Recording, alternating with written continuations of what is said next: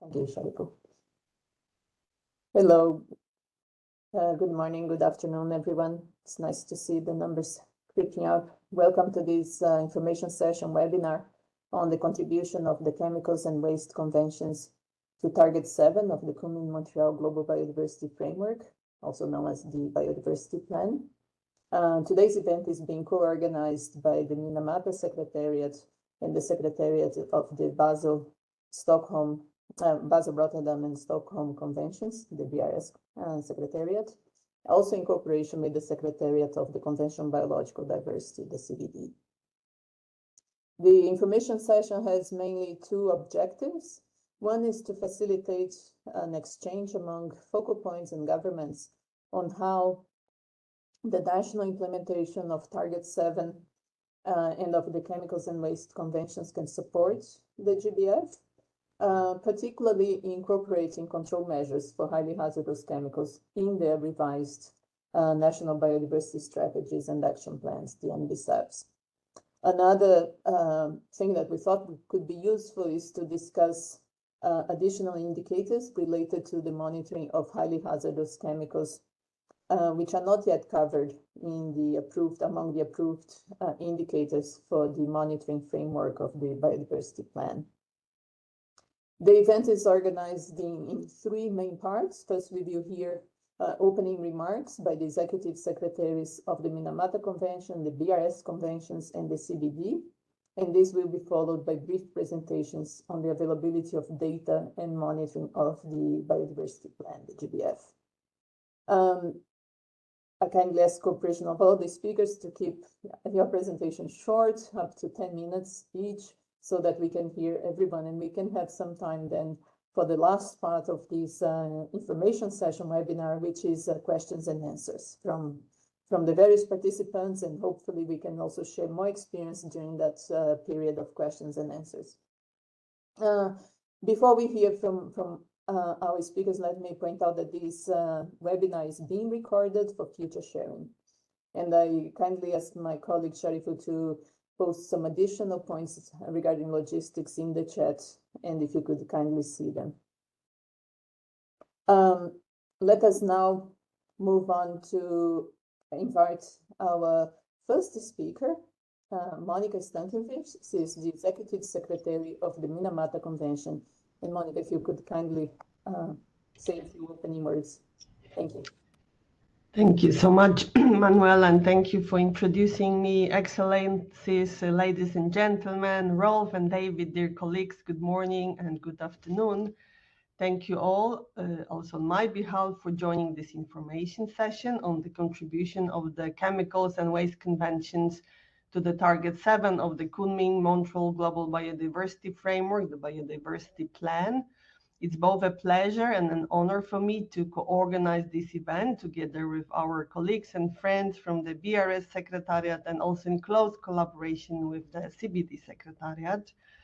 I don't need to really tell you that we are currently facing enormous environmental challenges related to biodiversity loss, widespread pollution and climate change. And I believe that the Biodiversity Plan is a true example of our collective and ambitious desire to address these challenges by working across silos and also by bridging the gap across the so-called environmental agendas. And I refer to these as separate agendas with caution because, in fact, nature is one and a whole, and it is us humans who have divided it into sectors. As such, it is only through the whole of government and whole of society approaches, which are so interwoven throughout the biodiversity plan, that we can succeed in securing the future we want and for future generations. And Target 7 of the Biodiversity Plan, the focus of this information session, sets forth the urgency to reduce pollution risks and the negative impact of pollution from all sources by 2030 to levels that are not harmful to biodiversity and ecosystem functions and services, and including by reducing the overall risk from highly hazardous chemicals by at least a half. Ladies and gentlemen, the Minamata Convention Mercury has a strong commitment to address this crisis in a coherent and efficient manner. Only a few months ago, our COP recognized that mercury pollution is a direct driver and underlying cause of global loss of biodiversity, and set in motion a process to maximize generation of co-benefits from implementation of the Minamata Convention and the Biodiversity Plan. With that, our COP, I've invited the CBD COP to recognize the importance of having specific indicators related to highly hazardous chemicals and mercury for monitoring progress towards Target 7. Parties to the Minamata Convention at the COP also adopted other decisions that directly protect people and nature from mercury pollution. For example, the decision on the impact of mercury pollution on indigenous peoples and on local communities, which is the first of the kind for us, and which recognizes the critical role that indigenous peoples as well as local communities play as key partners in efforts to end mercury pollution.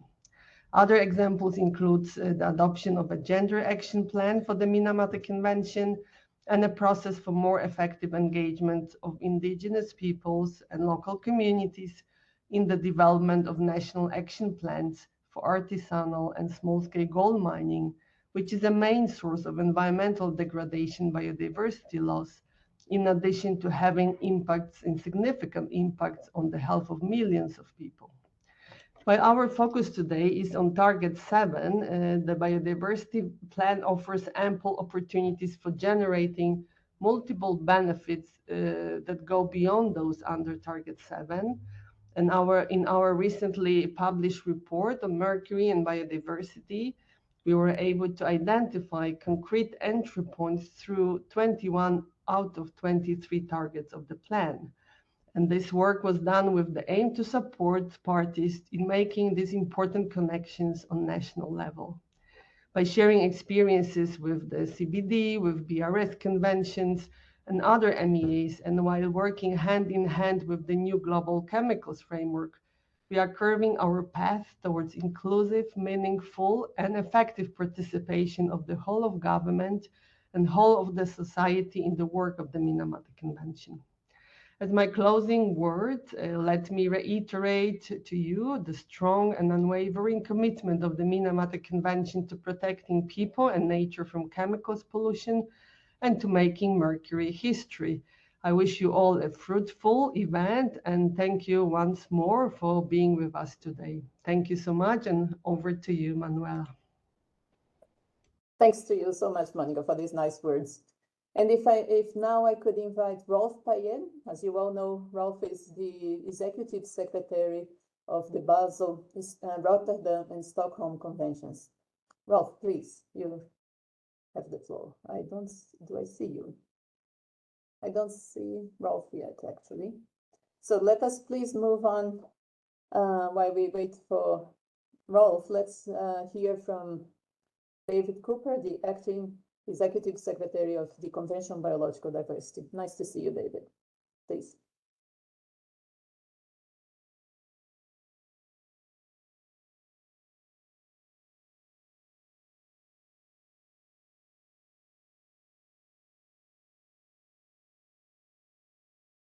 Sorry, I didn't realize I was muted. So, thanks very much, Manuela. Nice to see you. And thanks also to Ralph and Monica and their teams from the BRS conventions and the Minamata Convention. Thank you for organising this event on looking at how the chemicals and waste conventions can support the Kunming Montreal Global Biodiversity Framework. The Global Biodiversity Framework, adopted now nearly at the end of 2022, of course, is an incredibly ambitious framework aiming to halt and reverse the loss of biodiversity by 2030. It's an essential contribution really to our broader sustainable development agenda, the achievement of the SDGs. The Global Biodiversity Framework, or the Biodiversity Plan, also has a very strong human rights approach, and within that, supports, recognizes the right to a clean, healthy and sustainable environment. The plan can only be implemented by a whole of government approach and a whole of society approach, and very much emphasizes the importance of the engagement of indigenous peoples, local communities, business, and also has a very strong gender component. In adopting the Global Biodiversity Framework, parties to the convention also recognize that it can only be implemented with the full engagement of all of the other multilateral environmental agreements, including the other biodiversity conventions, the chemicals and waste conventions, and call very much for cooperation, the sort of cooperation that this webinar is addressing. Now, to halt and reverse the loss of biodiversity, clearly we need to address each of the drivers of biodiversity loss. Among those is pollution. And as Monica outlined just a while ago, the plan includes this specific target to reduce pollution to levels not harmful to biodiversity, target 7, and includes specific reference to pesticides and hazardous chemicals, among other pollutants. The chemicals and waste conventions already have developed a number of tools that can help support achievement of this target. As both Manuela and Monica mentioned, there's important work on indicators to monitor progress towards this target. And of course, the people engaged in this webinar today, you represent the community of practice already engaged in doing this, in working in your governments with your organizations to address the impacts of chemicals and waste. So there's a major opportunity for us to draw together in working at national level and international level to implement and achieve target 7 of the Global Biodiversity Framework. A major opportunity to do that is now, as parties to the CBD are developing their national biodiversity strategies and action plans, including the development of national targets aligned with the global targets. And so the various national action plans and other mechanisms under the Basel, Rotterdam, Stockholm and Minamata conventions should be aligned with this process as they continue. As Monica mentioned, we have a focus here on target 7, but of course, most of the other targets of the framework are also relevant. I'd like to highlight perhaps target 10 on sustainable agriculture and target 18 on incentive measures, which perhaps are particularly relevant also. We're now preparing for subsidiary body meetings, including a meeting of SUBSTA in Nairobi in a few weeks' time, where there'll be a further opportunity to have discussions on the synergies between the chemicals conventions and the Global Biodiversity Framework. And of course, then we're preparing for COP16 in Cali later this year. In Colombia, in the neighboring countries, there's great concern over the effects of unregulated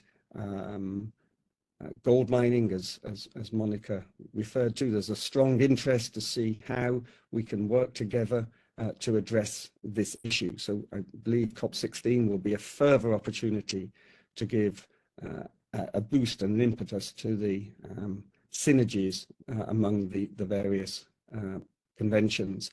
And this issue of working together across the conventions, of course, was the focus of the recent United Nations Environment Assembly in Nairobi, which, drawing upon the so-called Bern process consultations convened by Switzerland earlier,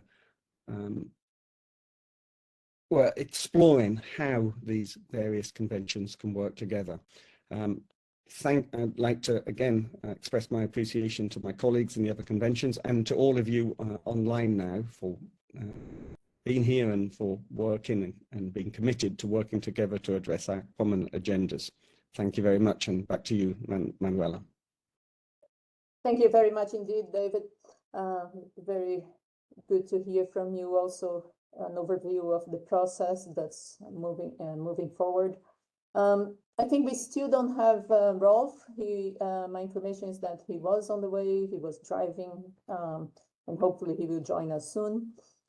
In the meantime, I would like to invite one very special speaker as well. That's not in the list that you saw, but it's Sofia Milona from the Ozone Secretariat, which, as you know, implements the Vienna Convention and the Montreal Protocol. Sofia, are you online? And could you say a few words also as one of the sister MEAs in the chemicals and waste cluster?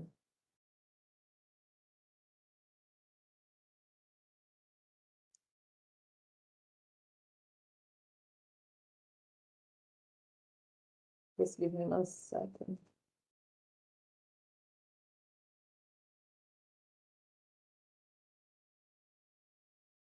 If I could ask my colleague Shariful to unmute Sofia Milona, please.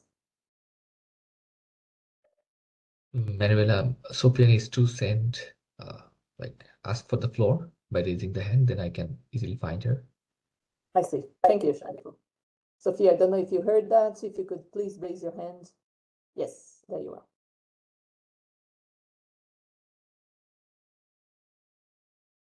It's open now, Sophia. Please go ahead. Can you hear me? Yes, we can. Okay. I don't know if you can see me, but Not yet. I'll start video. Thanks. Okay. Yeah, I guess you can see me now. We can, please. Okay, thank you very much. And thank you very much, colleagues, for giving me the opportunity to say a few words on behalf of the Ozone Secretariat for the Vienna Convention and its Montreal Protocol on substances that deplete the ozone layer. I just wanted to say a few words about the relevance of our work to Target 7 of the GBF we are discussing now. As you know, since the adoption of the Montreal Protocol in 1987, the consumption and production of ozone-depleting substances has been controlled. But then, since 2016, the adoption of the Kigali Amendment to the Montreal Protocol introduced new substances, the hydrofluorocarbons, HFCs, to be controlled. We normally control consumption and production, but the effect that this has on the environment is this kind of control is that we do not only protect the stratospheric ozone layer from the harmful we do not only control the stratospheric ozone layer, but also the climate, because most of the controlled substances are very powerful greenhouse gases. And I think what is important here to note is that the substances that we control under the Montreal Protocol, they do not have a direct effect on human health and the environment. All the effects are indirect, because by protecting the ozone layer, of course, we avoid having harmful UV radiation reaching the Earth, and also we reduce global warming due to the fact that most of the controlled substances are greenhouse gases. So, but we have an exception. The exception is the methyl bromide, which is actually classified as a highly hazardous substance. And this has been controlled. We expect it to be completely phased out, the control part of this substance, by 2025. However, under the Montreal Protocol, we have what we call quarantine recipient uses, which are exempted from controls. And the levels of these uses have stayed quite significantly at a high level for the last 20 years. So it is important to do something about this. This is a kind of loophole, we can say. So we are relevant to this work from this point of view. What I wanted to say as well is that we have a very good control of the controlled uses again of the ozone depleting substances. We can say that by now we have phased 99% of these substances. And if one wants to see the data that we have on consumption and production, all of these data, long-term series of annual data are available on our website. It's open to the public. And when it comes to HFCs, because the process of controlling HFCs through the Kigali Amendment has started relatively recently, then we started having only recently, since around 2019, data on production and consumption of HFCs, so on an annual basis. So we keep on. We have now 148 parties which ratified the Kigali Amendment. So basically, we have all this data. They are available, and for us, it would be very good to. We are relevant. We are actually the ozone treaties are both in the cluster of the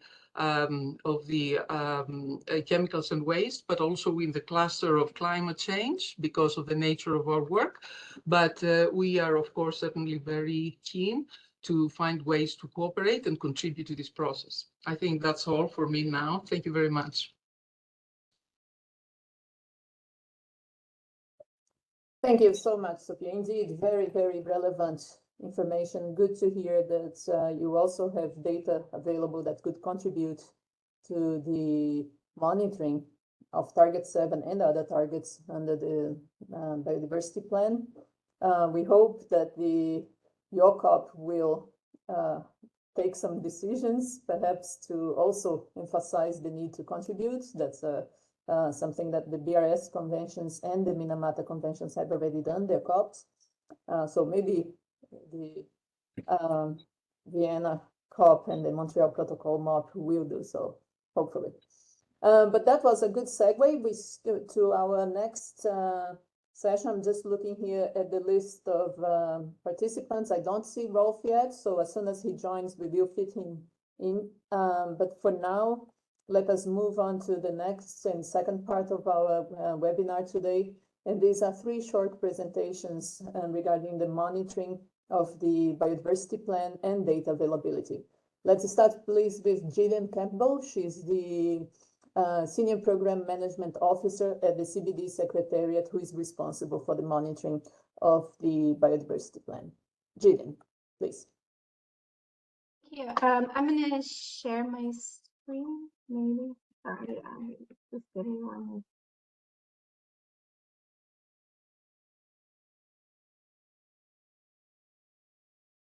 I think this is my calendar now. Sorry. We can see that you're very busy, Gillian. Okay, so now you see my presentation. Is it working? It is. Please go ahead. So I'm going to briefly talk about how the biodiversity plan is being planned for and monitored. I also wanted to mention that we are doing a series of different webinars. So if anyone is interested, it's at this URL that's at the bottom. We actually, yeah. Excuse me for interrupting. Do you mind speaking up just a bit louder? Okay, I will try. I actually bought a microphone, so because my computer audio is so bad, so I'm okay. I think if you keep it close, if it was for a second there, it was really good, and then yes. Thank you. So in terms of pollution in the plan, this is what Target 7 actually says. So it was mentioned, I think, by all the previous speakers, and it does say to reduce the pollution risk and negative impacts of pollution from all sources by 2030, levels that are not harmful to biodiversity and ecosystem functions and services.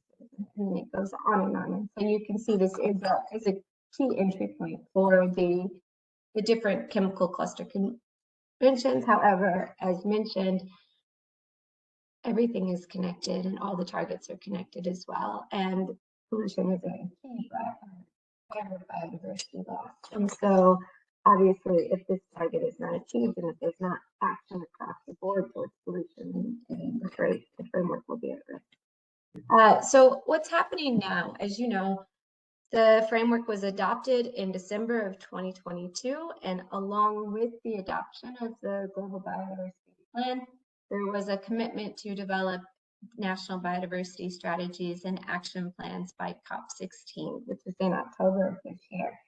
And that includes the development of national targets. So right now is the time where the countries are aligning their actions with the globally adopted goals and targets and determining how they're going to move forward, because obviously implementation happens at the national level. And then this will also be compiled at the global level so that we can look across and see where action is occurring and where action is still needed. And so this will inform future decisions of the Conference of the Parties on where they need to take action. And as part of this commitment, which is in 15.6 is the decision at COP15, there was also a commitment to align NDFACs with other conventions as much as possible, and to try to make sure that there's synergistic implementation and planning. And so this is the current stage that we're in, is for each of the targets, each of the global targets, countries would submit a national target. Then they would continue to report on these national targets in their national reports. And then they would adjust these after submission. As you can see, there's also a commitment to developing a national monitoring plan. This is something that is new to the new framework compared to the previous framework, is that there really is a commitment. Yep. I'm so sorry. The quality of your sound is fluctuating a lot. I don't know if it's because you may move or. I can try without the mic. Is that better? It sounds good now. Yes. Okay. So I have a new computer, and I would say in the last week, every meeting I've had, people have complained. So I have to find something. So sorry. Anyway, so in terms of the development of a national monitoring plan, this is something that's new for this framework versus the previous strategic framework in ASHI. And so there were indicators that were adopted at COP15, but in addition to adopting indicators, there's this commitment to making sure that national biodiversity strategies and action plans are coupled with national monitoring plans. The types of indicators that were adopted at COP15 include headline indicators, which all countries have committed to use, binary indicators, which are a series of questions, component indicators, which aim to cover specific aspects. So for the pollution target, I think this is particularly important because there's so many different types of pollution that you would then want to have a series of indicators to capture this.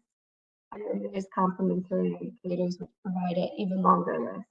So as was mentioned, I think in the opening remarks, the Minamata Convention has been developing indicators. These are not operational, so the indicators that are currently in these lists, which are now going back to SAPS to 26, are operational. However, there is a commitment to try to revise and keep these component and complementary indicators in particular under review. And so, as it was mentioning, parties would then be encouraged to use the indicators as well as other indicators in their NDSAP. They would also then report on at least the headline indicators and the binary indicators, but other indicators as well if possible, including national indicators. This is part of the reporting. And then this would feed into the global analysis. So right now, there's been a lot of work on trying to finalize the headline indicators in particular, but also there's been a review of the other levels of indicators. There's an ATAG that was established to do this. There's a member of the ATAG, Brett Painter, who is also going to be a panelist later on, so I'm sure he'll mention it at some point. And then this guidance is going forward to SAPS 26, which is In that draft recommendation that's coming from the ATAG to SAPSTA. So SAPSTA still has to negotiate it, and then it goes to COP, but the ATAG does recognize and welcome the work of the Minamata Convention on the indicators, and it in paragraph 23, there's a request to the executive secretary to update the list once that work is available. So as was mentioned, the indicators that the Minamata Convention has been adopted and been working on are expected to be coming operational, I think, in 2026. And so at that point, then this would provide a good basis for trying to really make sure that parties are also using those in their future revisions of their NBSAP, to monitor their NBSAP, and in their reporting process. And so I think I will leave it at that and hand back to you, Manuela. Thank you for your time.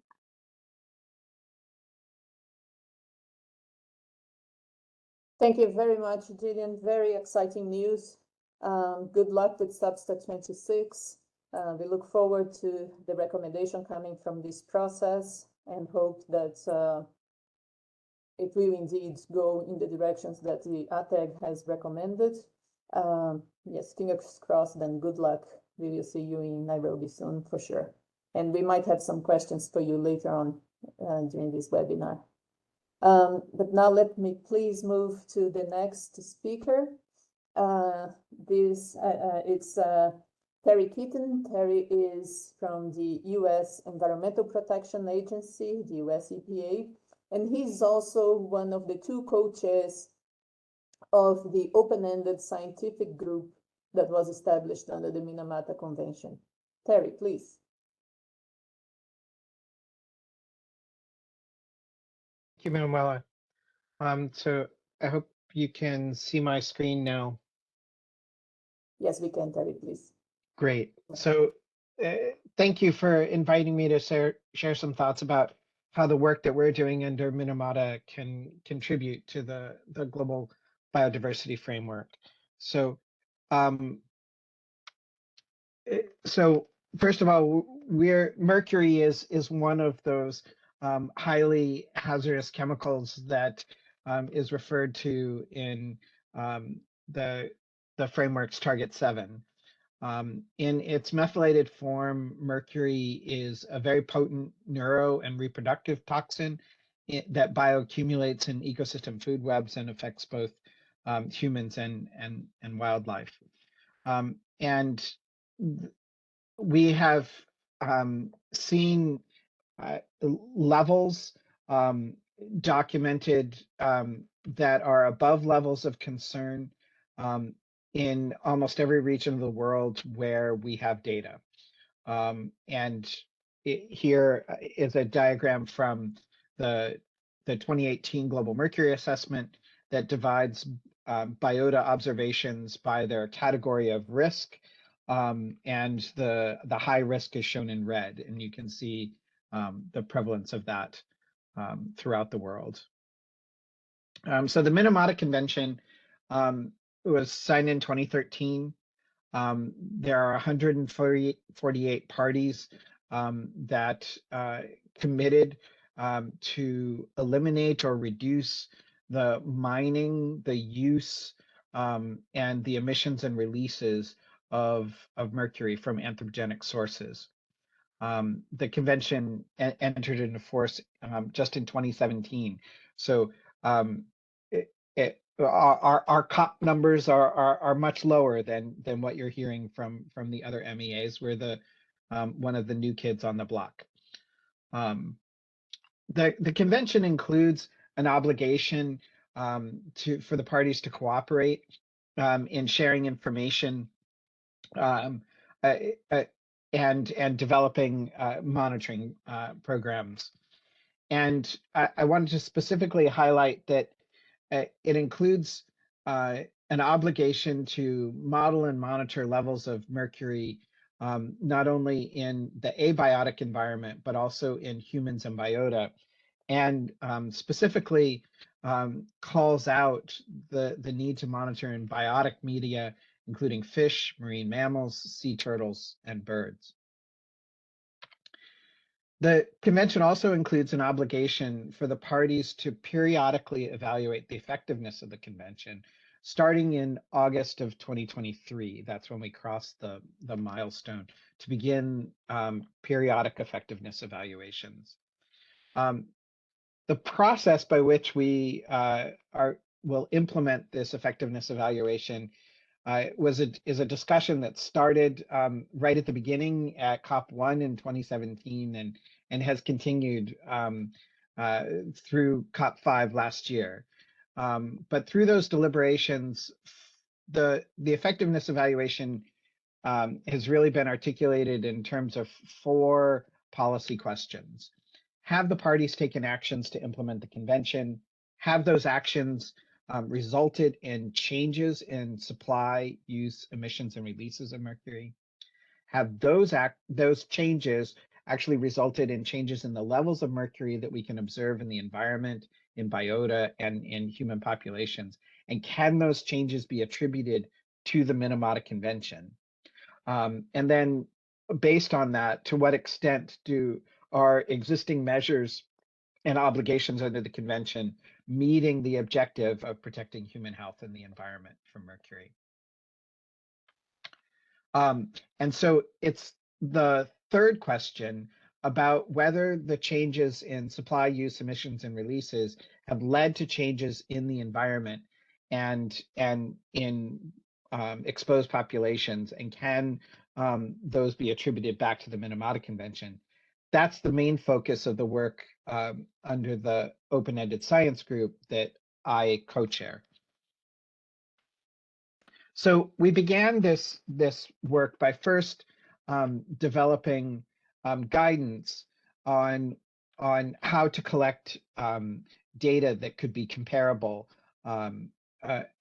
across the convention.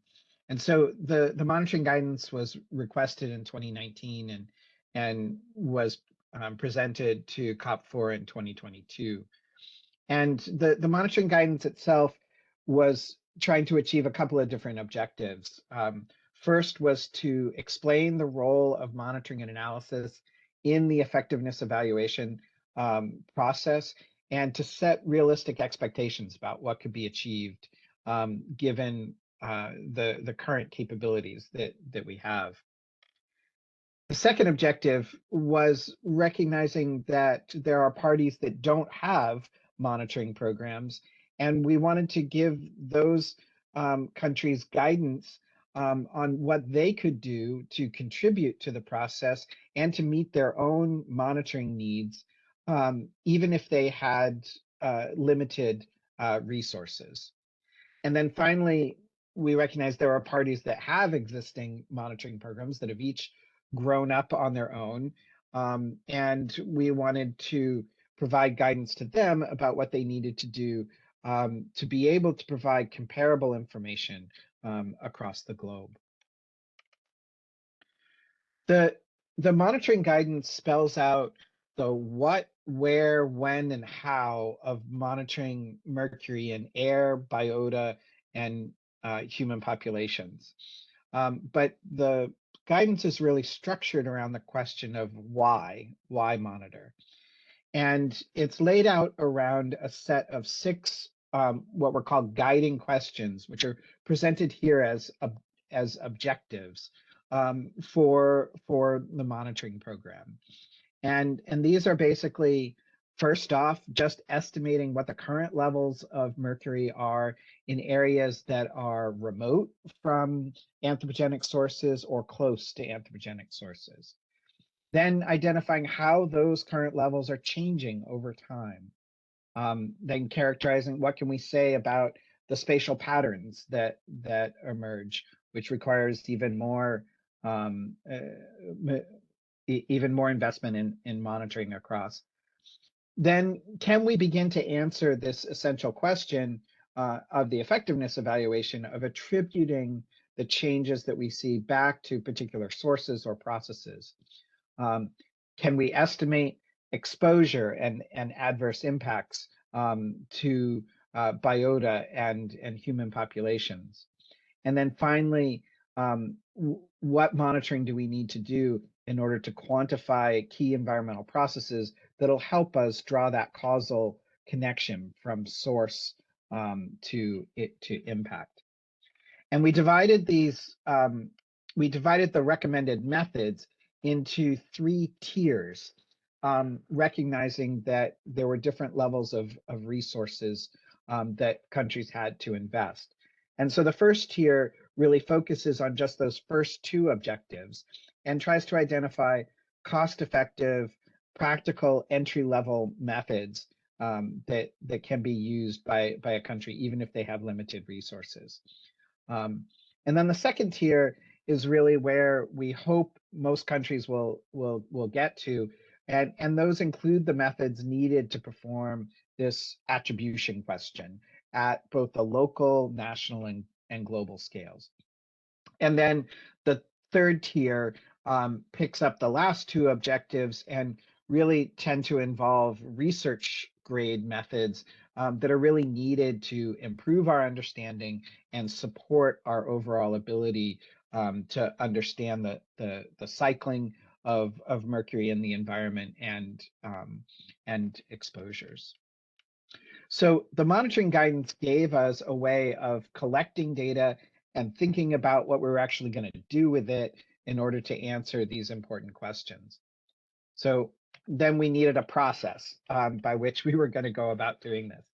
And so the process that was set up was agreed to in COPs 4 and COP 5 in 2022 and in 2023. And the process that was laid out was to first create an open-ended science group, which would develop a scientific report based on available monitoring and emissions and releases data and the analysis of that. And the terms of reference for the OESG lay out a very a process where there are lots of opportunities for parties to review the plans for what each task and then the products of each task, to allow lots of opportunities for parties to provide input and feedback as we move through this process, particularly for this first time through. The report of the OESG, the scientific report, will be handed to another group that's more policy oriented, that was created last year at COP 5, known as the Effectiveness Evaluation Group. And the scientific report will be complemented by several reports from the Secretariat, which include indicators summarized from national reporting through Article 21 of the Convention, as well as a report on the global mercury trade, supply, and demand. The Effectiveness Evaluation Group will then produce a report, and that report is due in 2027. So the OESG scientific work will precede that and then become part of the overall effectiveness evaluation. So what are we actually doing? So the scientific report it follows the same structure of those 6 objectives that were in the monitoring guidance, and we've mapped those guiding questions or monitoring objectives into data analysis questions, and for each media and then across media. And those questions are summarized here in the next 2 slides. And so they're basically, what are the current levels? How are those levels changing over time? And how have they changed? And how do we expect them to change in the future? And what spatial patterns emerge, at least at the global scale?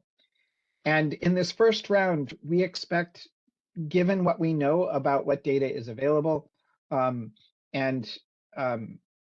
I should have mentioned to you back here that that we are through the planning stage of this process, but we are still just beginning to actually collect data, and we'll be going through the collection and analysis phase over the next 2 years. So we believe that given what we know about what data is available, we will be able to answer many of these questions for different aspects of air and deposition, biota, and human exposure. The last three set of objectives is a little bit more ambitious, getting to the question of source or process attribution, understanding the actual impacts and being able to make the connection between the convention and the health and ecosystem impacts.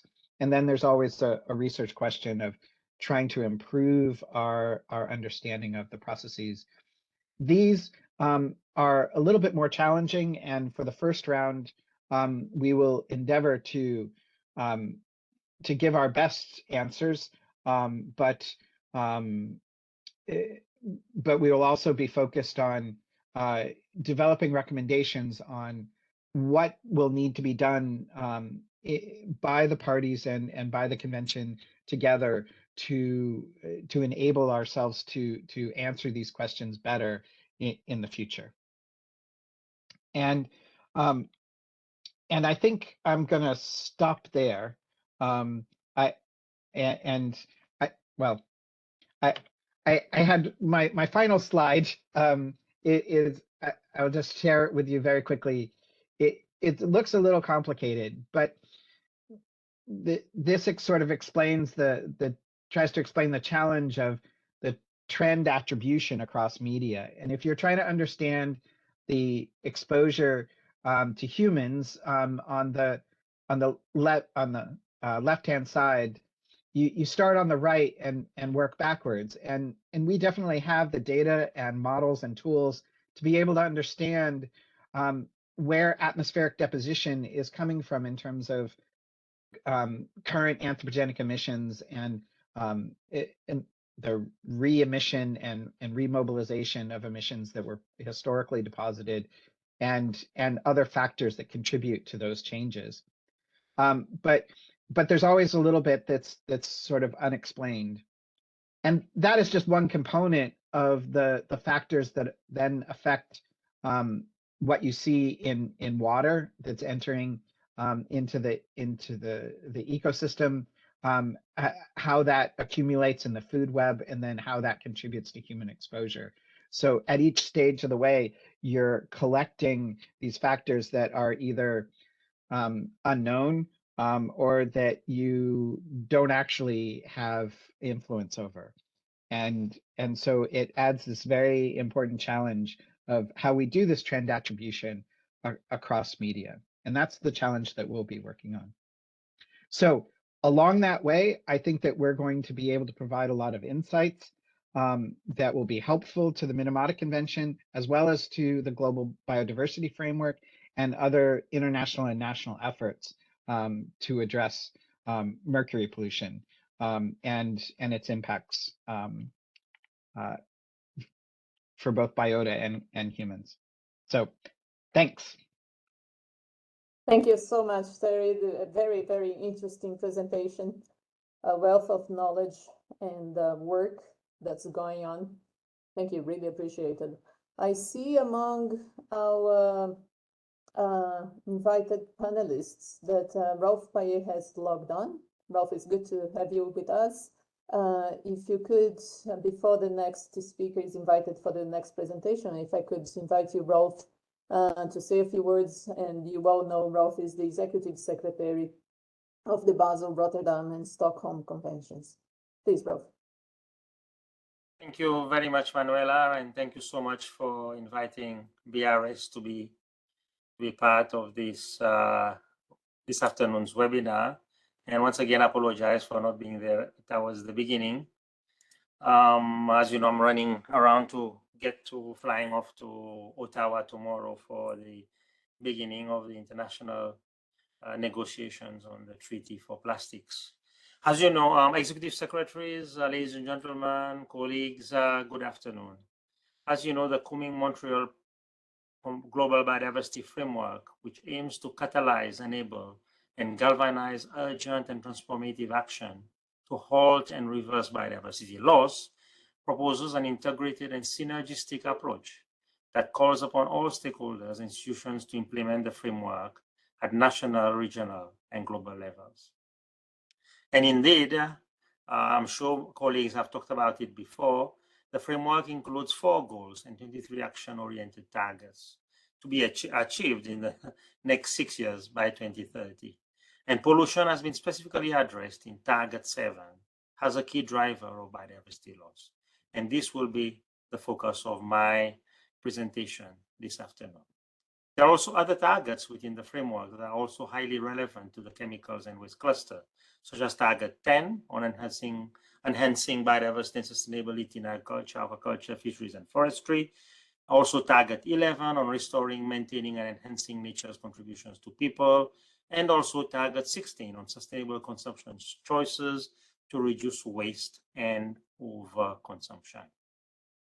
And of course, MEAs are one of the best ways, as is the CBD, in institutionalizing intergovernmental cooperation and triggering national action in the environmental sector.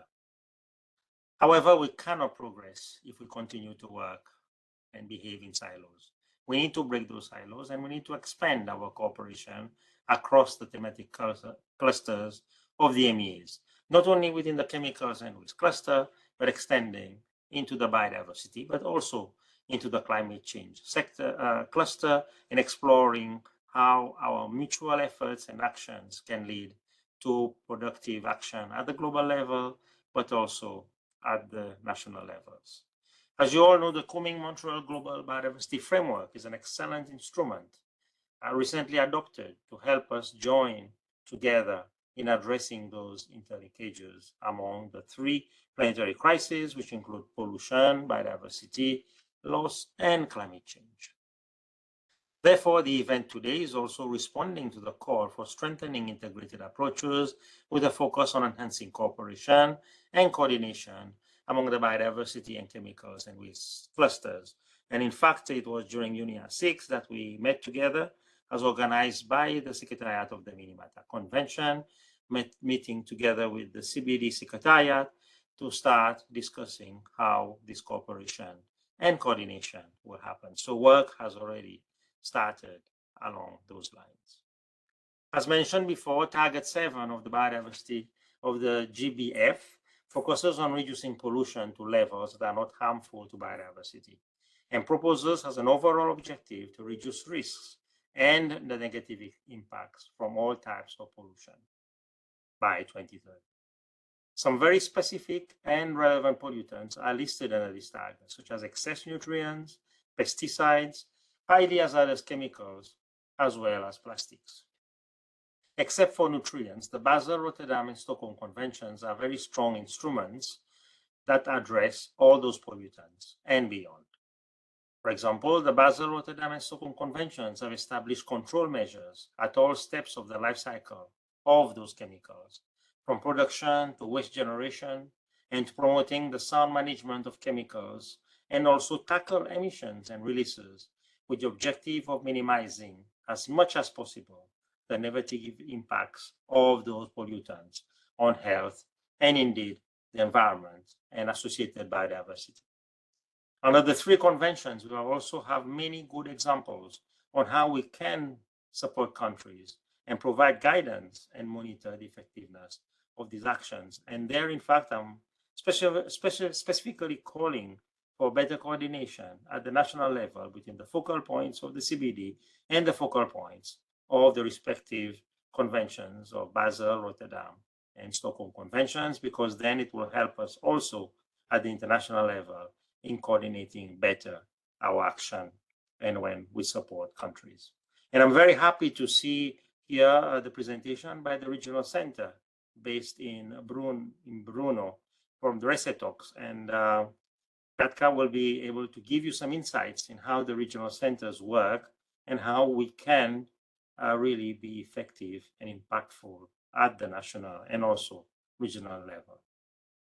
And in that context, a great example is the Global Monitoring Plan on Persistent Organic Pollutants under the Stockholm Convention, where we've been collecting information at all levels and trends of this, measuring trends and levels of these pollutants in the environment, including measured levels of POPs in biota and also in humans. And as mentioned, we will hear more from Katerina's presentation today.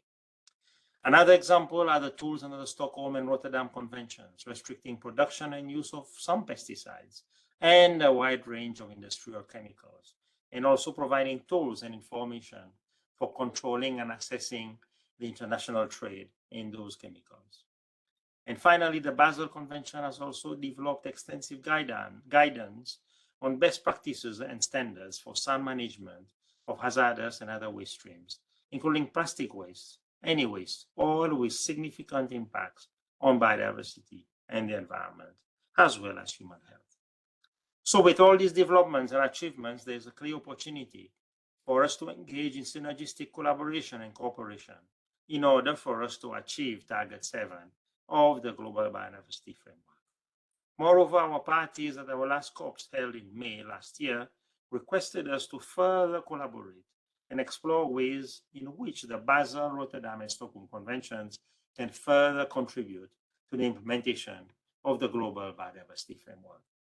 Hence, as we have already started, let's continue to work together within the Chemicals and Waste Cluster MEAs. And here I would like to thank Minamata Secretariat for organizing this webinar, as well as the Convention on Biological Diversity, United Nations Environment Programme, and other organizations in working together to strengthen the collaboration and the coordination needed to implement on this task. And as you probably heard, that Jeff also has already put in place the financing mechanism for the GBF.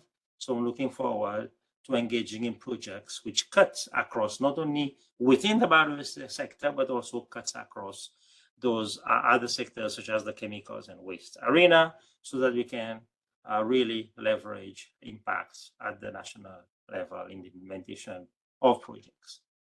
Therefore, our focus on the ongoing work under the framework is to expand and determine adequate indicators that can measure and show progress on pollution reduction, and measures that also addresses the risks posed by hazardous substances.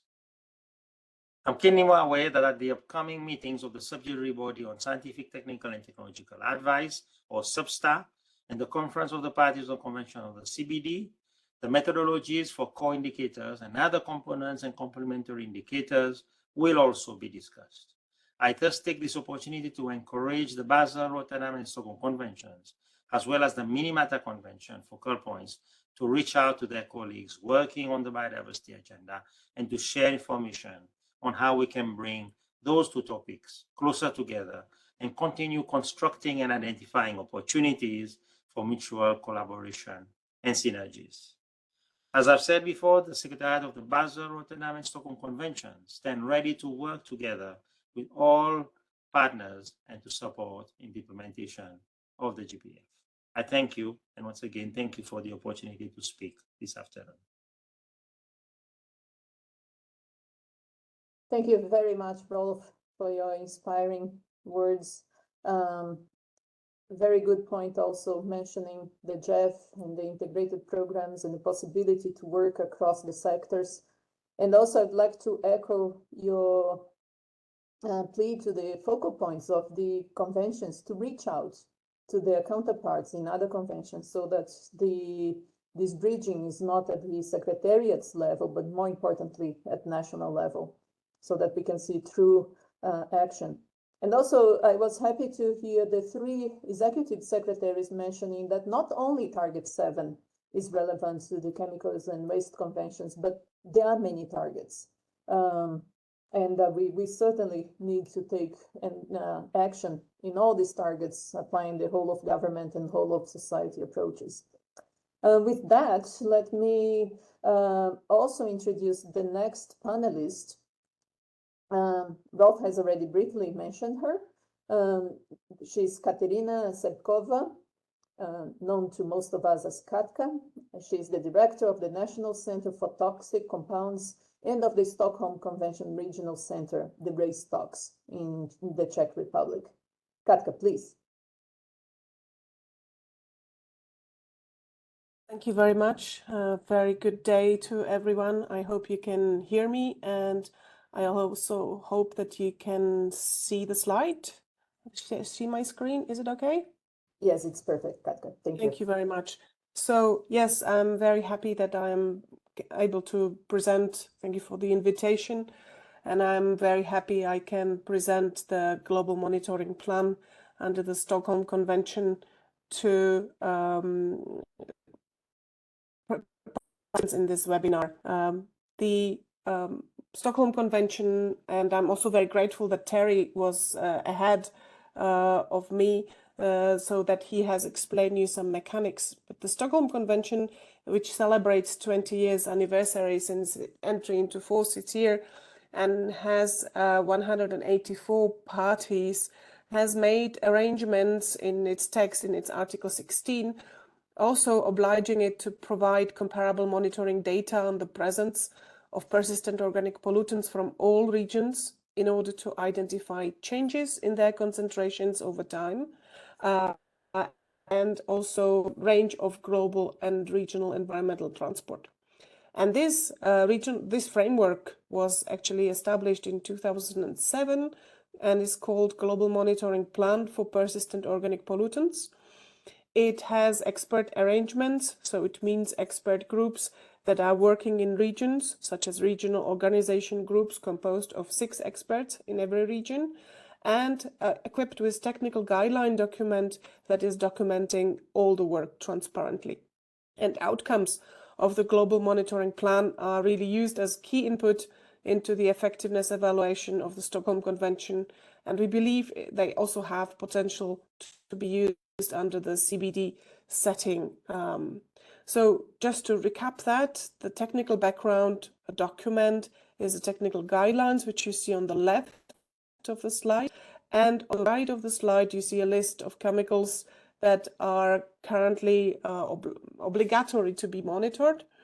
And this technical guidelines document really defines the scope of the monitoring, which chemicals, which eventual congeners, if the chemical is too complicated.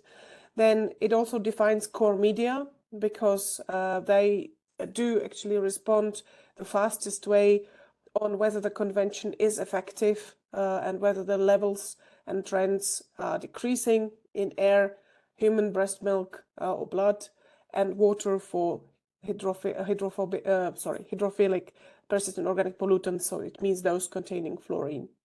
And the technical guidelines also have a lot of very useful practical information about sampling methods, procedures, analytical techniques which need to be used, about data handling and harmonization and comparability, criteria for information to be used. So further outcomes, as I mentioned already, are the periodic monitoring reports that are prepared every 6 years in line with the global monitoring plan cycle. And to date, the experts have produced 3 sets of such reports, the latest being published at the last COP in 2023.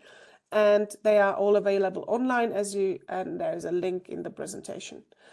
The core media were already mentioned, but we must not forget that there is also work ongoing in other media, in biota, soil, water for other crops than PFASs, and also food and feed, because and there we also see a lot of potential of information that is available or currently is being made available for use under the work of the CBD. So I wanted also to highlight an activity that the Stockholm Convention Regional Center has been very proud to support for the necessity of the Stockholm Convention, and that's the GMP Data Warehouse. So the GMP DWH stands for Data Warehouse, which comprises both part for data handling, data management, but also for visualizations. And once the information and preparation of regional reports is completed, then these visualizations become open to everyone. They are available 24/7 for the use. So the visualizations are available in spatial distribution map. So that's something that you see on these slides, but you can also browse and look through data availability in various matrices for various chemicals, compare some sampling sites or levels, then look for trend analysis and also export some data. So in terms of content, currently the data warehouse that we are operating and that comprises information from many countries, as you can see, 126 countries from almost 800 sampling sites, 111 monitoring networks and projects, and huge amount of data. The time range is from 1967 until 2022, depending on a chemical and on a matrix. This is an example. This is just showing you the geographical distribution of sampling sites and some available information for air data but generated by passive sampling. These are some outputs that we have for temporal trends of air concentrations of lindane in selected locations at the world, and similarly temporal trend air concentrations for brominated flame retardants BDE 47 at 8 sites, again selected, and you can do your selection yourself and browse and generate similar outputs. In addition, there are also these charts, and the convention has been also repeatedly looking at the data and information, what is happening with human exposure and levels of POPs in humans. So these are information on the regional basis and comparison and trends shown, and that those are also described in the regional reports. And there has been also last year a book summarizing those more than 20 years of monitoring activity. So I invite you to consult that. And last but not least, as already mentioned, throughout the visualization platform, we are able to generate trend in maps and trend exports where we can immediately see whether the trends that we observe or information that we currently have allows us to make any conclusions, whether the trend that we see is statistically significant and decreasing, and we would see that in our map in green, or if it is sadly increasing, then we would see it in red, as you can see also on the chart down below. Or if we do not have a conclusive information statistically significant, then we see the dot in blue, or if there is a very limited information, then we would see it in gray. And that really allows us to quickly evaluate the information that we have available. And I would like to conclude my talk with several summary points. The experts that are working, there are 30 experts globally that are working in preparing the global reports and regional monitoring reports. The information and work that we have has evolved over time. We haven't reached this level immediately when we set up the global monitoring plan, but more and more we see a big potential for persistent organic pollutants core media data that we already have under the Stockholm Convention to be used directly in the CBD environment for levels and trends observed. We under the Stockholm Convention, we have 3 different kinds of chemicals, if you will.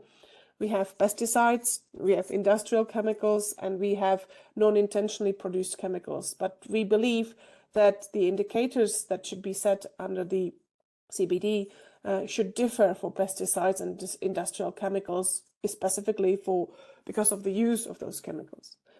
In terms of other e-media, they are also very useful, but they are not widely covered in our GMP reports because we do not have such a data granularity available. But we are, within the expert groups, really discussing quite a lot how to better use and interpret measured data, not only in core media, but also using other media to be able to create the bigger picture and really also use more models and other information and other tools that we have available. And I couldn't agree more with previous speakers saying that, yes, we welcome collaboration among expert groups. And yes, our experts on POPs monitoring are really ready to be involved, not only within the Stockholm Convention setting, when there is evaluation of chemicals, of candidate chemicals to be listed, but also to collaborate with other conventions to find a way forward and how our data could contribute also to stronger decision making under the convention, other convention. So to close down, I would also like to mention that the GMP data warehouse is not the only visualization platform or platform that is collecting persistent organic pollutants data. It's one of many, but this one, so far, we believe it has the largest pool of data available in one place for anyone to browse. The latest information is as of 2022 because of the 6-year cycle. So it means that the GMP data warehouse gets updated only every 6 years once the regional and global monitoring reports are released.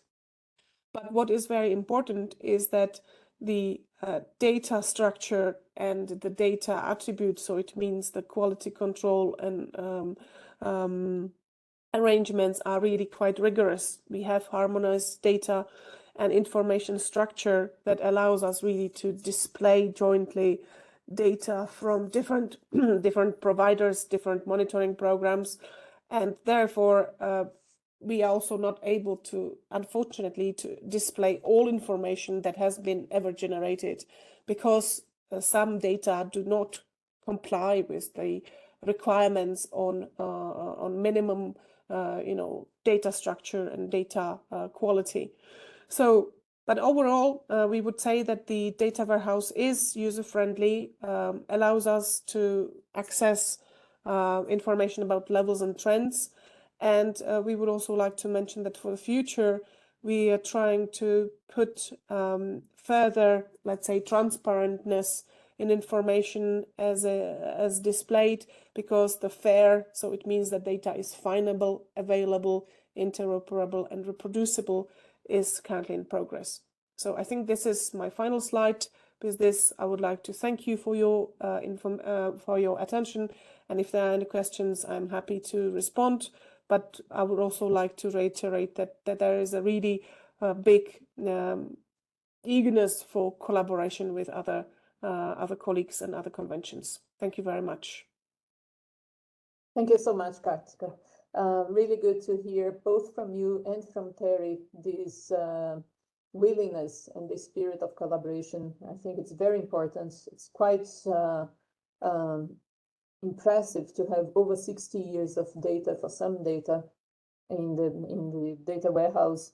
And also we look forward to working more closely with race stocks, also in the context of mercury, and particularly with human biomonitoring. We have ongoing discussions about that, and I'm very hopeful that will materialize. Thank you again. And before we turn to the questions, I would like to then move to the third part of our webinar today, which is about the national perspectives. We will hear from Brazil, Canada, and Uganda. If I could call first Tayane Rezende Fabio. She is the Director of the Environmental Quality Department at the Ministry of Environment and Climate Change of Brazil. She happens also to be our national focal point, one of the focal points for the Minamata Convention on Mercury. And a pleasure to have you with us, Tayane. Please. Thanks, Manuela. Can you see my screen? Let me see. Let me know if you... Yes, now we can see it. If you could put it through, yes, perfect. Now it's in... Okay, thanks. Hello, good morning, good evening, everyone. Here it's good morning. And thank you for inviting me to present the national perspective of Brazil at the event. My name is, like Manuela said, Tayane Rezende, and I'm the director of the Department of Environment Quality here in the National Secretariat for Human Environment and Environmental Quality in the Ministry of Environment and Climate Change. The environment issue, how can I say, needs this transversality that is being carried out here between the conventions. It is not easy. Since each one has millions of challenges to face, but it is extremely necessary. And thank you again for proposing these moments. We need these moments always. As Manuela rightly mentioned, Goals 7, it's not the only one. Many others have synergies with chemical products, chemical substance. And the one that explicitly mentions this synergy between the conventions of chemicals and waste with the convention of biodiversity, it is strongly focused on items B and C by reducing the overall risk from pesticides and highly hazardous chemicals by at least half, including through integrated pest management based on science, taking account food security and livelihoods. This is extremely important here in Brazil. We need to focus in these highly hazardous chemicals and the highly hazardous pesticides too. And then C, it's by preventing, reducing, and working toward the elimination of plastic pollutions. We're working with this issue too here in Brazil.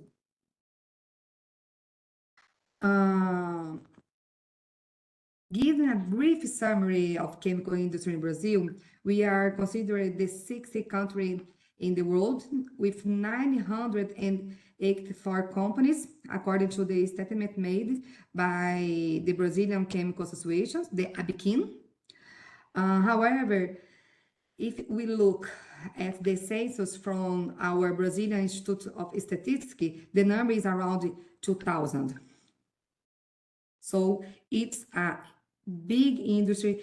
We need to focus on this. We need to be with them if we want a better sound environment of chemicals and biodiversity. Here, chemical management in Brazil encompasses several important treaties, agreements, and conventions. Here are the main perspectives we focus on the Ministry of the Environment and Climate Change. The Global Framework of Chemicals, the GFC, is the most recent treaty we are dedicated to complying with. The GFC facilitates dialogues among countries to review their regulations on chemicals. This framework aligns perfectly with Brazil's approach to chemical management, always considering the perspective of civil society, the NGOs, the industries, the government, and the academia. When I talk about the HHP, the highly hazardous pesticides, the GFC will create an alliance for this, and we are very excited to be part of this. The Stockholm Convention, as you know, aims to prohibit the restrictive of the use of chemical substances classified as POPs, and this convention was promulgated in Brazil in 2005. And the same is the Rotterdam Convention. It was promulgated in Brazil in 2005. The Minamata Convention we promulgated in 2008, and recently we started several projects on this topic, largely in response to illegal mining activities on indigenous lands. I will provide more details, explanations on these projects later, and highlight the synergies involving all these conventions and with the biodiversity.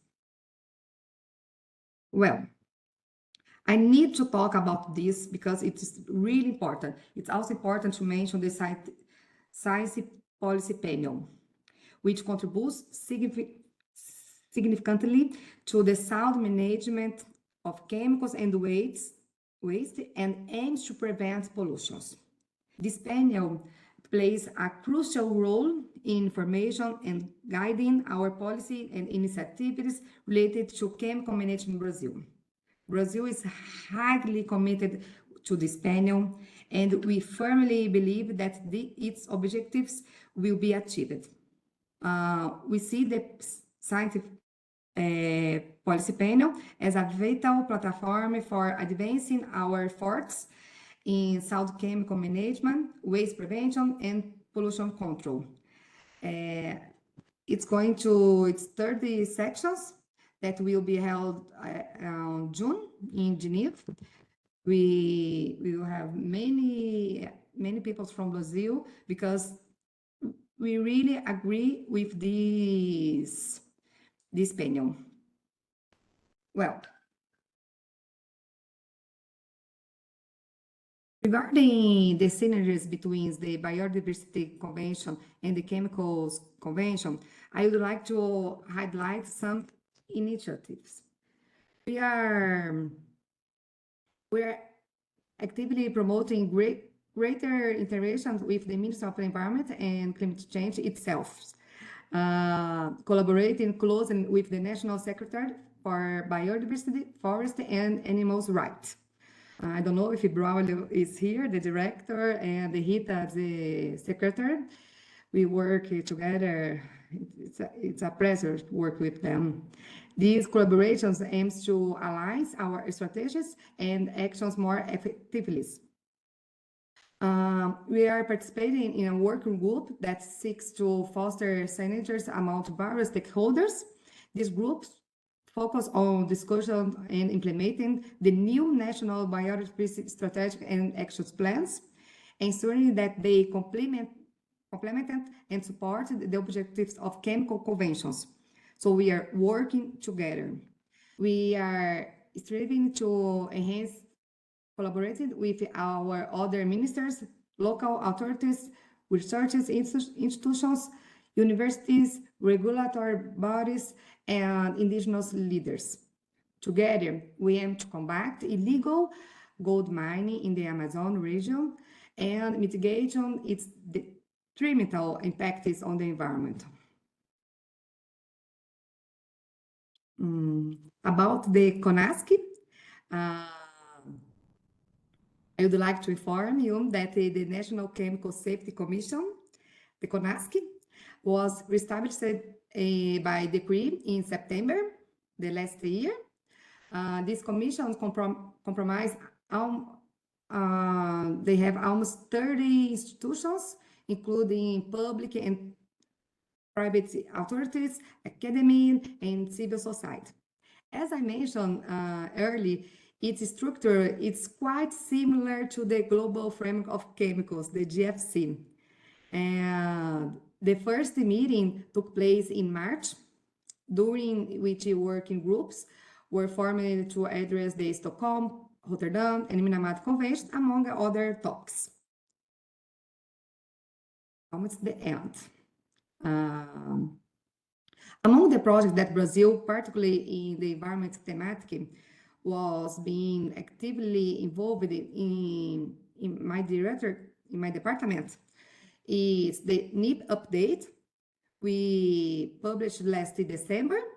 The NIP update is the National Implementations Plan. We need this update because we have new POPs and we have to treat of them. The Minamata Initial Assessment, the MIA, we are doing the final report and we'll to publish soon, outline short, medium, and long-term action plans for Minamata Convention compliance. About the special programming, we are currently in the signature phase, and we need this project when we are talking about how we can strengthen the chemical management. We need the inventory system. It's not just the inventory. We are thinking about a whole life cycle of the chemicals here in Brazil. We are implementing the PCBs projects. It's a huge project, like $9 million to trade 15,000 of PCB in Brazil. This is a problem that we have, and we are doing our best to trade these POPs. This is a project financed by Jeff and implemented by UNDP. The other important project we have here, it's in progress, is the Environment Monitoring Network in Yanomami and Upper Amazon Indigenous Territory. This project is conceived by our institute and executive by IBAMA, and our minister financing this project. And we have other two in preparations, is the adequate management of waste arising from the phase out of mercury cells from the chloroalkyls industries. We are talking about more than 200 tons of mercury that we have in this industry here in Brazil. And the environmentally sound management of mercury sizing in Brazil. All this is in preparation. We have another with the cementers industry, but we are trying to do this with in the next meeting of Jeff. Maybe we can have this new project. And it is Okay. at the end. Thank you. Sorry? Yes. I was just going to ask you to wrap up a little faster. Okay, sorry. Thanks. I'd like to take this opportunity to thank all the members from Brazil for their presence, including my team, represented by Ana Cristina. And I also like to thank you for the invitation and for the involvement that we have with the Minamata Secretary. In particular, I thank Monica and Manuela, and with BRS Secretary, in particular with Rolf and Agustin. I saw Agustin here. And here is the email address for my department, and we remain out at your disposal for any question that may arise. And that's all. I come back to you, Manuela. Thank you. Thank you so much, Tayani. Let me just say that Agustin is in fact co-organizing the webinar with us. Thank you for mentioning him, recognizing him as well. And thanks for mentioning the Chemical Safety Commission, which is super important. Yes, Agustin, maybe you switch again with your video, Agustin. The Chemical Safety Commission of Brazil is quite a nice example. And also to hear that Brazil has included chemicals in its national biodiversity strategy and action plan. We are running a bit late in the program. Let us please move now to, I'd love to hear from Canada, from Maya Bursey, the Executive Director of the Chemicals Management Division, and Brett Painter. They will make a joint presentation. Brett is the Biodiversity Indicators Lead and of the Information and the Indicators Division, both at the Environment and Climate Change Canada. And Brett happens to be also a member of the CBD Ad Hoc Technical Expert Group working on indicators. Please, you have the floor. Go ahead. Thanks so much, Manuela. Does everyone hear me? We can hear you loud and clear, and we can see your presentation as well. Excellent, excellent. So thank you so much. I'm very grateful to both the Minamata Secretariat and the BRS Secretariat to organize this session. I think it's really important to share our current thinking and as many have said, and Ralph has said, to break down silos and collaborate as much as we can. So I won't introduce myself because you did a fantastic job, Manuela. So today we're going to briefly share with you how Canada is approaching Target 7 of the GBF with a particular focus on chemicals. Next slide, please. So it's a very It's a very complex target, and I'm not going to go into a lot of details. I think Thiane just covered it quite well. But the issue is we basically have 7 years to demonstrate progress on reducing hazardous substances.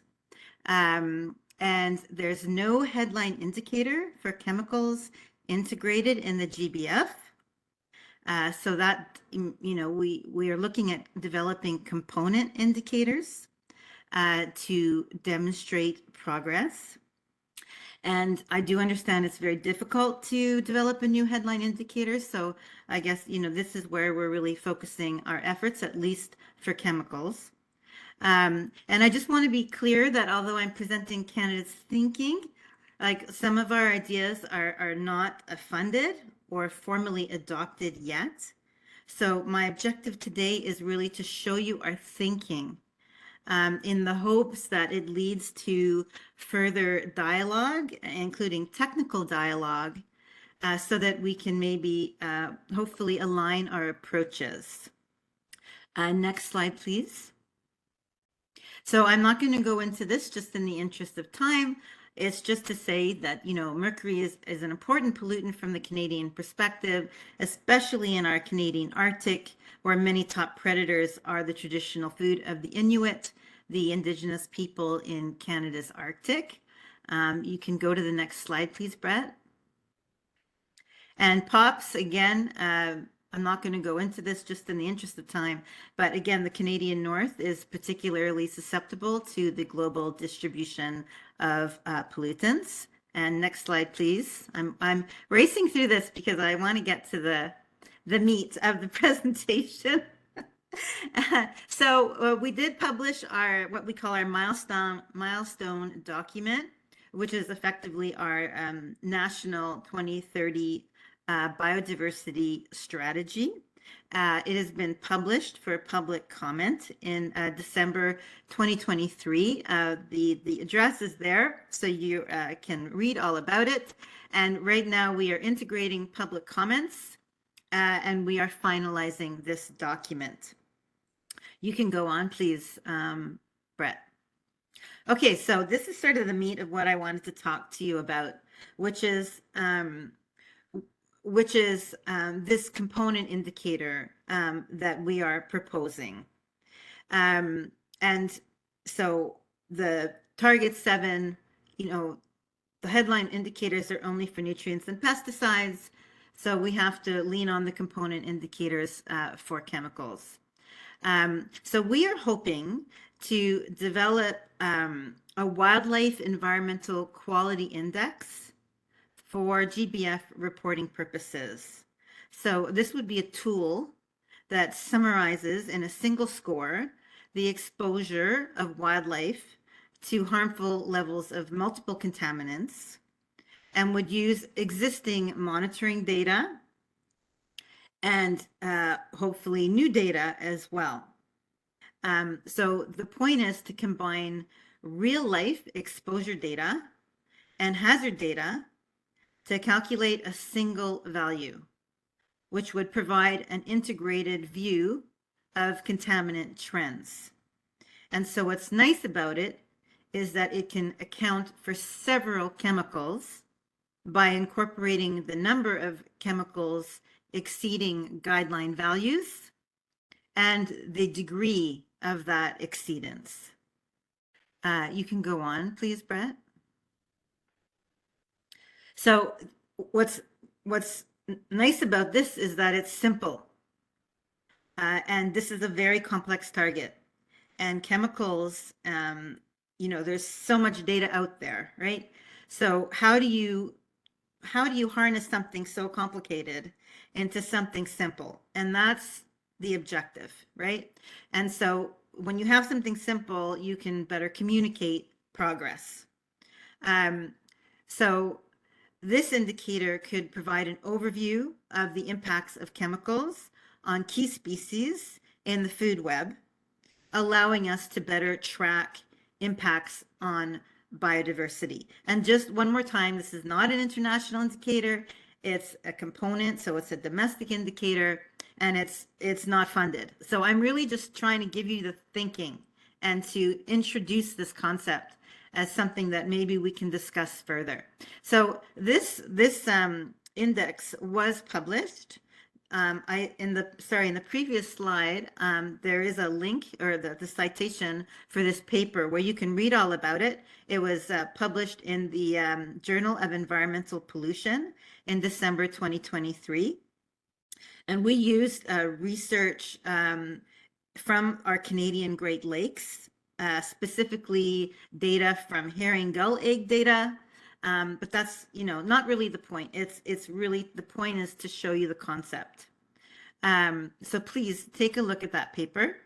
And so, thank you. You're on the right slide now. So the published results using this indicator in the paper I just cited uses some substance of interest like PCBs and DDT, but we would like to expand this indicator to include other existing substances like PFAS, PBDEs, PCBs, BPA and derivatives, flame retardants like non-PBDE flame retardants, organochlorine pesticides, total mercury, so methyl and inorganic mercury, selenium, lead, organophosphate esters. We could also include tire wear chemicals that are quite problematic for salmon and whales. So there's a lot of possibilities there, and we have already a lot of thinking even to do domestically. And of course, we want to leverage the data in the global monitoring plan under the Stockholm Convention, which, we just heard about. And we have new listed POPs, Dechlorine Plus, UV328, methoxychlor, paraffins, long chain PFCAs. So there's lots of candidates. And it would be great to have a technical dialogue on this. But I think the reality is that we have a short reporting timeline to show progress. We have 70 years, so the target's to 2030. So if we can't just include legacy POPs because they've been banned for many, many years in Canada and, internationally. So we're not going to see a lot of progress. We're not going to be able to demonstrate progress on a 7-year timeline. We have to include the new POPs, right? And the emerging chemicals. So that will show a reduction. So that's the technical challenge, and it's quite a puzzle. Anyway, so all that to say, it would be great to have some discussion on how the various, like starting from today, how the various jurisdictions are approaching this, and to harmonize if we possibly can. So now I will go on to the next slide, please, which is my last slide. So we also have additional proposed indicators, and Brett is the expert on these, but I'm just going to quickly review. So another indicator that Canada is exploring is the monitor of pesticide levels in terrestrial and wetland environments. So associated with that research would be toxicity reference values for sensitive species in these environments. Canada currently monitors pesticide levels in freshwater, but this indicator would broaden the scope and supplement the 7.2 headline indicator that will combine sales and usage and toxicity data. And the second bullet there on the screen is an existing indicator, which measures the levels of contaminants in biota. So this indicator measures the levels of contaminants in Arctic wildlife through our Northern Contaminants Program, which is an existing program that engages Canadian Northerners and scientists in research and monitoring of long-range contaminants in the Canadian Arctic. And this indicator is especially critical because it recognizes the link between wildlife, biodiversity, and human health. And some of the monitored species are those that are frequently harvested by indigenous communities. And some contaminants that are researched are POPs, mercury, and microplastics, all substances that can accumulate in biota. And yeah, so Mike, just in closing, Canada is really excited to contribute to the Convention on Biological Diversity.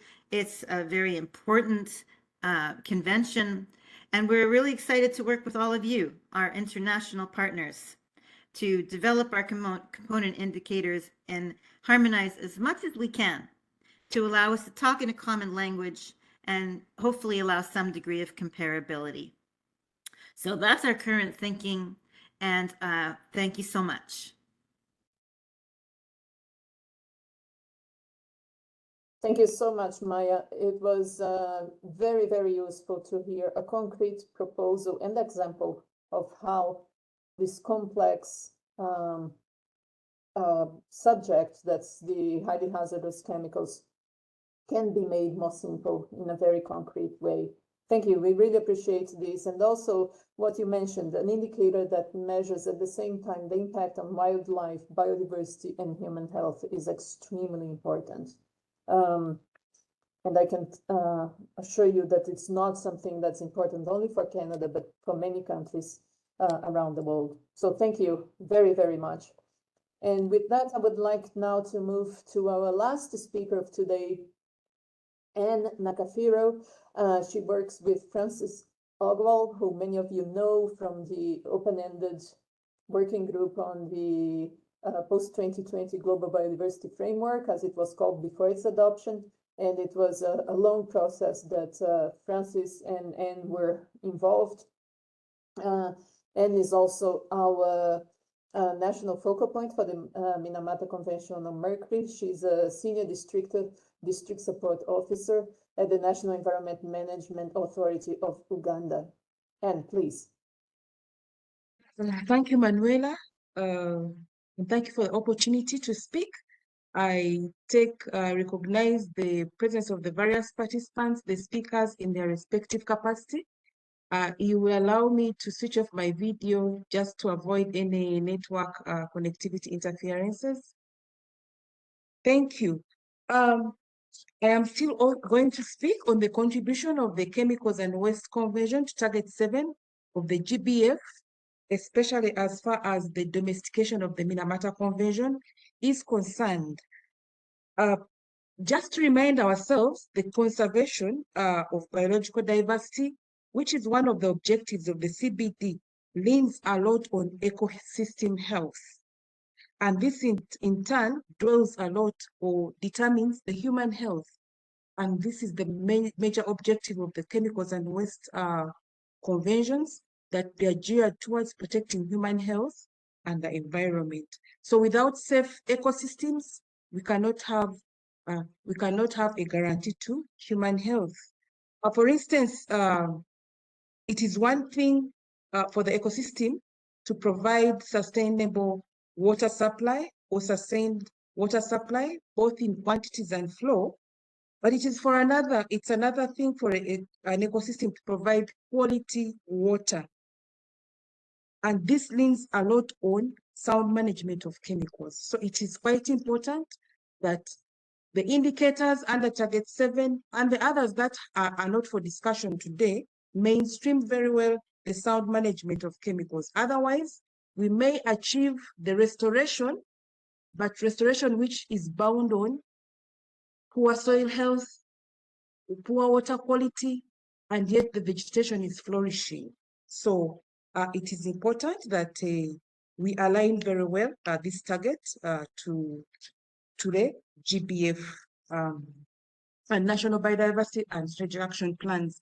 At this point, I would wish to share with you what Uganda has discovered as a close linkage between pollution from mortuary, especially from the SGM sector, and biodiversity conservation. In 2018, UNEP and JEF supported Uganda and different parties to undertake a Minamata initial assessment. And from this Minamata initial assessment study, it was discovered that 60% of pollution of mercury pollution comes from the artisanal and small-scale gold mining sector. But there were also other point sources of mercury that were brought into light with support of this financing.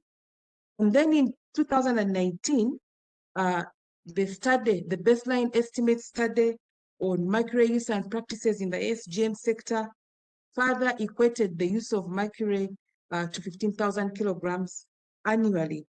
But now, besides the use of mercury, it was also revealed that 80% of the ASGM gold comes from pits. Now, for you to have a pit, you need to clear vegetation, you need to clear trees. More to this, all the shafts that are used in the artisanal and small-scale gold mining sector use timber. And the cutting down of timber is indiscriminate, whether it is indigenous, exotic, or conserved because of its nature of, because of the conservation status. This is all cleared in this sector. And so it showed us the close linkage between the chemicals and waste area and biodiversity, but also in the adoption of the multi-sectoral approach in addressing environmental issues.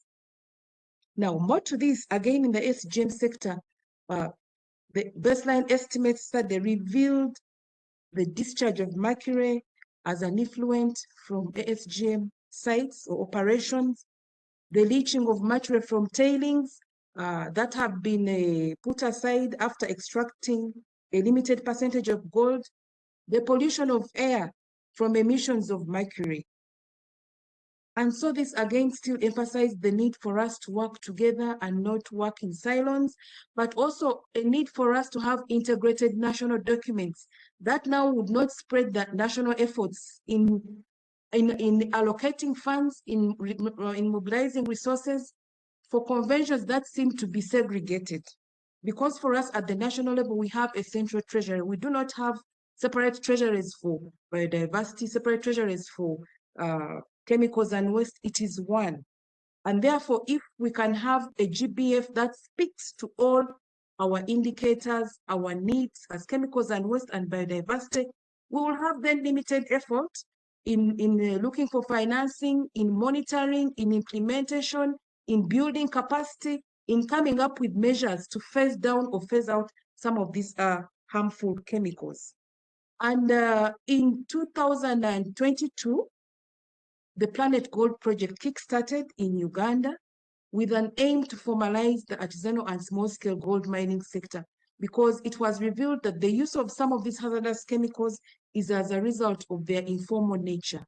And Uganda took a meaningful step to update the Mining Act to prohibit the use of hazardous chemicals, including mercury and cyanide, in the artisanal and small-scale gold mining sector. So the Planet Gold project is now helping us to develop regulations to operationalize that, but also to smoothly enable a transition from the use of mercury to other sustainable methods, including the gravitational methods, but also to see a population of artisanal miners grow into small scale and medium scale miners, because that is the objective that we want to see. But also embedded in this very Planet Gold component, we see measures that will support restoration of these sites. And this speak well to the GBF. However, I would like to bring to your attention, I have been closely, together with the CBD focal point, Mr. Francis Ogwal, we have closely worked together to bring stakeholders on board to align the National Biodiversity Strategy and Action Plan to the NGB, to the GBF. However, we have noted a very low alignment of our NBSAP 2 to the GBF with regard to Target 7. And when we investigated further, we actually realized that even the Aichi Target 8 on pollution did not register performance according to the Global Biodiversity Outlook number 5. And when you look at the text in the Aichi Target 8, it is more or less the same text that is being replicated in the GBF.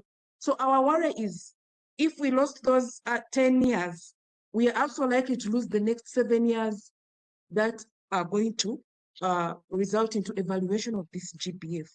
And at this point, we request for any opportunity for us to enrich this target 7. It is not the very target, by the way, just like a previous speaker mentioned. There are various targets where we need to mainstream sound management of chemicals. For instance, target 22, that relates with IPLCs, women and children, and that category of communities, to ensure that they have not only biodiversity information, but information on sound management of chemicals. Because in the SGM sector, it was also revealed in Uganda that the indigenous people also interface with mercury. And yet, they are economically empowered. So there are various targets that are critical, although they are not for discussion today. And I come back to re-echo again, that is it possible for the target 7 in the GBF to cover text that speaks to the national implementation plans that covers the Stockholm Convention, because these have indicators already developed? Can it speak to the national action plans for artisanal small-scale gold mining? Because these also have actions already covered that have been integrated by parties. Can it speak to production? And now here I'm speaking generally, not only for the Minamata, but BRS. Can it speak to production of hazardous chemicals? Can it speak to use? And with use, we mean processes and products. Can it speak to disposal? Can it speak to trade? Because all these are areas for regulating the use of hazardous chemicals, the disposal of waste, and the like. So when we have those, then it will be easier for parties which even lack the capacity to mainstream, to integrate in their NBSAPs such provisions. It will also make effective alignment of the NBSAPs to the GBF in the area of pollution to be very strong. In Uganda, currently, we are updating our national development plan. So if all these components were there, it would have given us an opportunity to integrate them very well in the national development plans, and therefore they would be able to finance domestically the different undertakings. On our side, as Uganda, again, for us, maybe we are, I should say we are, I don't know whether the word is blessed or lucky, but Francis Ogwal having co-chaired this whole processes that led to GBF, and myself who have had experiences with the Minamata, and we have a close collaboration with our colleagues of BRS, and we are within the same institution. This will not be a challenge, but for other parties, it could be.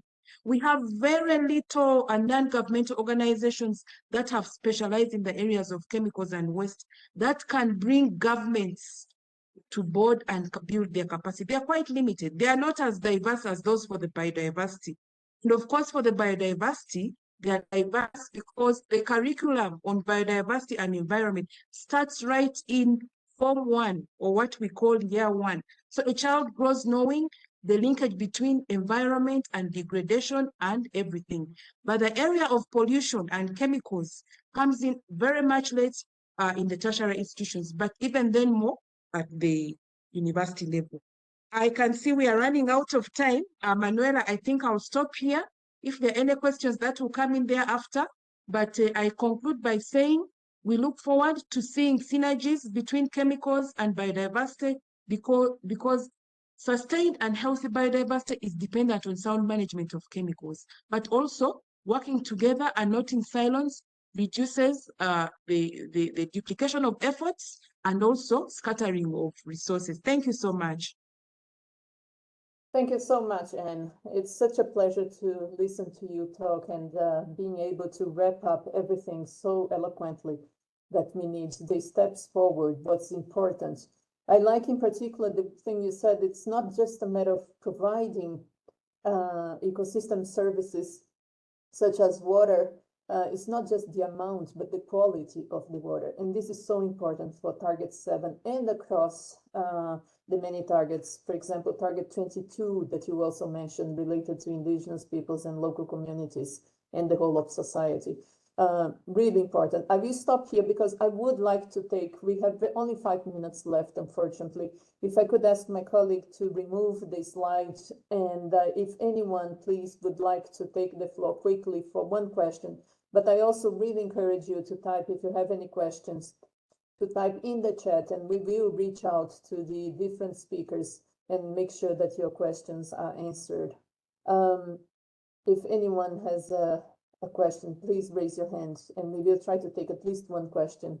But we will definitely make an attempt to answer any questions that remain in the chat. I don't see any hands raised so far. Let me just then share one perspective from my side, is that I'm looking forward to the recommendations from Substat 26, particularly with regards to the possibility of having new indicators related to highly hazardous chemicals and mercury in particular, and also the request to the CBD Executive Secretary to update the list of indicators for the monitoring of the biodiversity plan on a regular basis, because I think this is really important, as we heard from all the speakers, but in particular from the three speakers talking from the national perspective. This will really help countries take their NBSAPs, their national biodiversity strategies and action plans from paper to action. And just to echo what Anne just said, not to lose another 10 years that were lost with the Aichi Biodiversity Target 8, where there was no actual monitoring of many of the hazardous chemicals. I still don't see any hands raised. I would like then to start slowly closing our webinar today. I thank you all. I thank the BRS Secretariat for co-organizing this event with us, the CBD Secretariat for providing so much support to us, to our panelists who have provided us so many rich inputs and perspectives. And last but certainly not least, to all the participants. We had a big turnout today, and it's really encouraging. I think this was, from my side at least, it was very useful. I look forward perhaps for the next iteration of this this type of webinars, looking at the interlinkages, and also finally to the Ozone Secretariat that's also coming into this process very strongly and can have a big contribution. So thank you all. We will make this recording available through our website, and if we get permission, we will also make the presentations available. I thank you all, stay well, and I see you soon, hopefully. Bye-bye.